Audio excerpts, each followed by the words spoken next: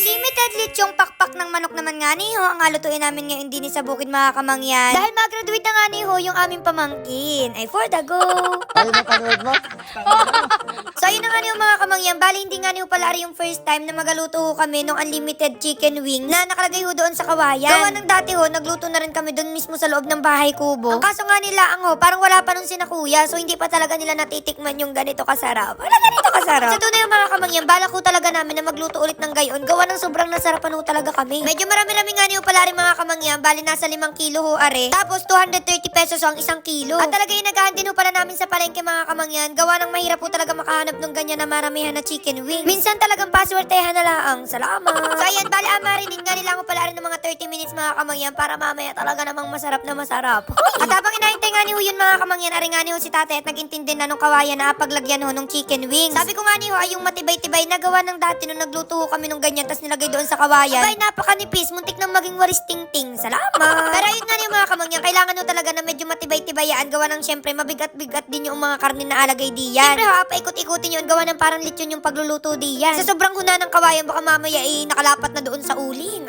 Pwede naman ho kayo mag-ihaw na rin mga kamangyan nung normal na pag-iihaw. Ang kaso nga nila, yung mismong karne nagaitim, parang uling na gayaan. Pero yung pag ang luto niya ay parang lechon, yung inaikot-ikot ay talaga namang napaka-juicy. Parang mag-aasawa ng wala sa oras. Yes, I do. Uy, grabe napakaharap. So ayan, maliban nga niyo pala doon sa Unli Wings mga kamangyan, magaluto din ho kami ng sipo egg. Kaya ayan ho, at nagagayat na sila ng mga kailangan ho doon. Sabi ko nga niyo, medyo matagal-tagal pa yung pagluluto mamaya noong Unli Wings. Kaya ako na rin ho yung magaluto ng sipo egg. Kasi parang nakakahiya naman sa inyo.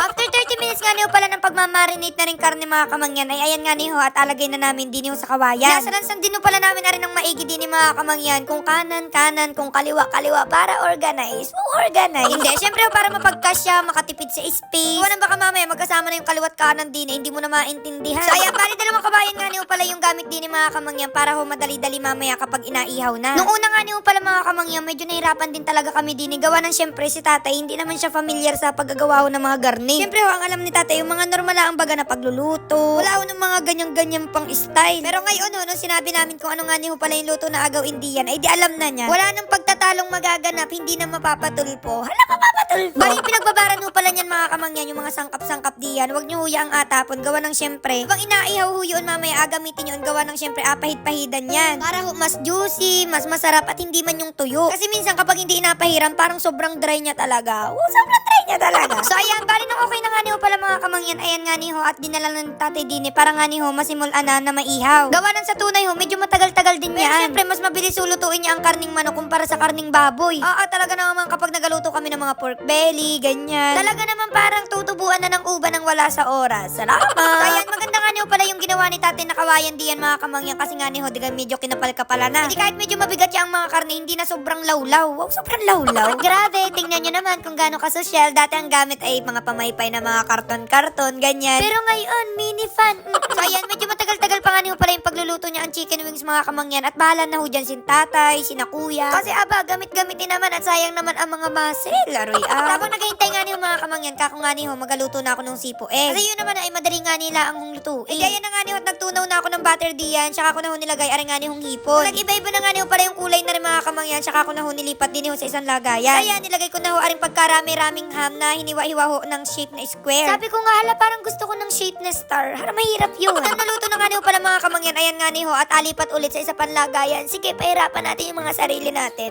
Pero noon, dinagisa na ako diyan ng bawang, sibuyas, tapos arihong mixed vegetables. O siya lang, mixed vegetables. So ayan, naglagay na ho pala ako diyan ng all-purpose cream, pork cubes, paminta, tapos aringaning ham. So ayan, bala aringaning ho pala si Kuya Bunjing, Kuya Umpong, at saka ho aring si Kim. Ayan nga niyo at binalatan na aring nilagang itlog ng pugo. Alam niyo naman ho, ang mga yan, kunyari lang ay natulong, pero gusto lang talaga nilang magpapak. I think kalahati na lang yung matitira. Uy, hindi. Ayan nga niyo pala nila mabalatan diyan mga kamangyan, ay ayan nga niyo at nilagay ko na rin din eh. So ayan, naglagay na rin ho ulit ako diyan ng all-purpose cream mga kamangyan, tapos aringaning niluto natin kanina na hipon. So ayun, gayon lang ho kadali at tingnan nyo naman, sobrang nakakatakam yung itsura. So ayan, paluto na rin ho pala rin chicken wings mga kamangyan at naku, kung nandito ho kayo, talaga namang yung amoy niya parang nakakagutom talaga ng bonggang-bongga. At grabe yung itsura na rin, parang feeling ko pwede na talaga kami magbenta sa bayan. Salamat! So kanina pa nga niyo pala ariluto mga kamangyan, ang kaso nga nila ang medyo pinadark-dark pa namin yung kulay para mas lalo hong nakakatakam. So kailangan ho lang talagang binabantayan para nga niho hindi man masunog. Ano, okay na nga niho pala rin mga kamangyan kako nga niho ay kunin na namin. Baka mamaya ay masunog na ng tuluyan. Aroy At ayan, sa wakas ay naluto na rin ating Unli Wings mga kamangyan. At tingnan nyo naman kung gaano nakakatakam at kung gaano kadami. I think wag na lang ulamin. Ipang-display na lang sa bahay. Yung hindi, wala tayong pang-ulam. At dahil nga niho okay naman na lahat rin mga kamangyan. Abay, alam nyo na ho, kumuha na ho kayo ng baho diyan. At kami ho ay sabayan nyo ng kumain din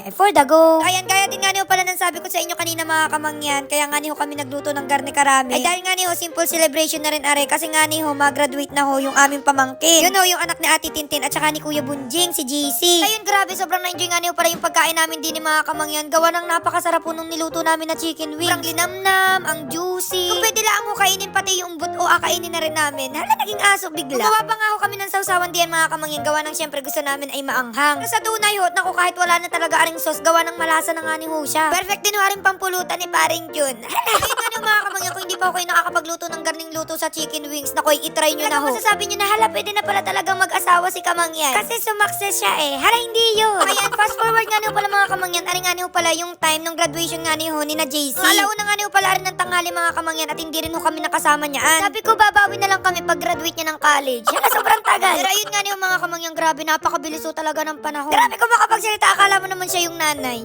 Pero hindi nga ho, grabe, parang dati lang nasa tiyan siya, ganyan. Tapos tuwan-tuwa kami nung nakakagapang na, nakakalakad na, nakakapagsalita na. Tapos ngayon, ayan, mag-graduate na ng kinder.